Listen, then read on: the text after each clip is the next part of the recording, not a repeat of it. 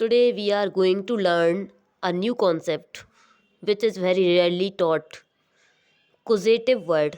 शायद बहुत सारे लोगों ने इस वर्ब का नाम पहली बार सुना हो। causative वर्ब का मतलब होता है ऐसी वर्ब्स जहाँ पर कोई भी काम हमें करना नहीं है, किसी और से करवाना है।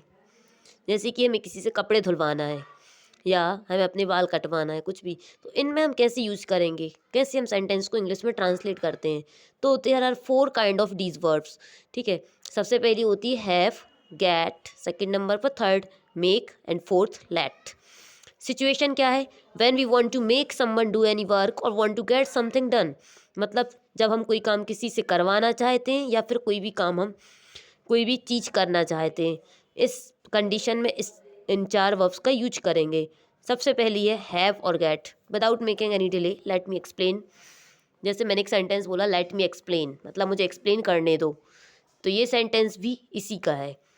अब इसकी कंडीशन क्या है हैव और गेट की? तो गेट समथिंग डन या फिर हैव समथिंग डन। इनके लिए नॉन लिविंग थिंग्स के लिए हम इसका यूज करते हैं जनरली, और गेट का यूज़ हम किसी लिविंग पर्सन से काम करवाने के लिए भी कर सकते हैं, जब वो कोई कन्वेंस्ड, वैग्ड या फिर कैजुअल करने का काम हो। किसी को हम कन्वेंस करना चाहते हैं, कैजुअल करना चाहते हैं तो, या फिर रिक्वेस्ट करना चाहते हैं। अब इसका स्ट्रक्चर देख लेते हैं। Subject plus get plus something plus verb का third form plus object. Second structure subject plus have plus something plus V3 plus object. और थर्ड स्ट्रक्चर है subject plus get plus somebody plus to plus V1 plus something plus object. ये इसके structures हैं। Let's see some examples. Many people get their bike serviced regularly. बहुत सारे लोग अपनी bike को रेगुलरली सर्विसिंग करवाते हैं उसमें। तो यहाँ पे करते नहीं है, वो करवाते हैं। इस सेंस में इन वर्ब्स का यूज किया जाता है। और बाइक जो है ये नॉन लिविंग थिंग है, that is why we will use get. और इसके जो स्ट्रक्चर है ना, they will change according to change, यहाँ अकॉर्डिंग टू टेंस। यहाँ पे ये प्रेजेंट सिंपल को बिलोंग करता है, तो that is why we will use first form of verb get. यहाँ पे अगर वो कंटिन्यूस होगा तो गेटिंग हो जाएगा, इज एम आर भी लग जाएगा। और यहाँ पर अगर परफेक्ट होगा तो हैज़ हैव करके थर्ड फॉर्म भी लगा देंगे हम। इसी में चेंजेस करते जाएंगे अकॉर्डिंग टू स्ट्रक्चर्स। और यहाँ पे वर्ब का थर्ड फॉर्म ही रहेगा, क्योंकि मैंने आपको बताया था गेट समथिंग डन। डन मतलब कि V3 यूज करना है यहाँ पर, तो यह हमें हमेशा थर्ड फॉर्म रहेगा। She has got her phone recharge recently, ये प्रेजेंट परफेक्ट का है। हैज़ हैव था तो हैज़ लगा दिया हमने, वर्ब का थर्ड फॉर्म कर दिया, गेट की जगह गॉट हो गया। और नॉन लिविंग थिंग में हर फोन रिचार्ज, ये थर्ड फॉर्म ही रहेगा। रिसेंटली मतलब अभी अभी उसने अपना फ़ोन रिचार्ज करवाया है। Some student got me to teach English. कुछ स्टूडेंट्स ने मुझे इंग्लिश पढ़ाने के लिए रिक्वेस्ट किया।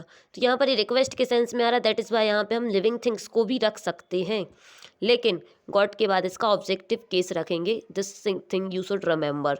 अब इसके बाद नेक्स्ट एग्जाम्पल, ये नेगेटिव है। I don't have my clothes washed, I do it my self. मतलब मैं अपने कपड़े धुलवाती नहीं हूँ, खुद से धोती हूँ। इस सेंस में हम इसका यूज कर रहे हैं, क्योंकि हम खुद धो रहे हैं, तो यहाँ पे सिंपल आ गया I do it myself. और यहाँ पे धुलवाती नहीं हूँ, इसलिए हैव समथिंग डन।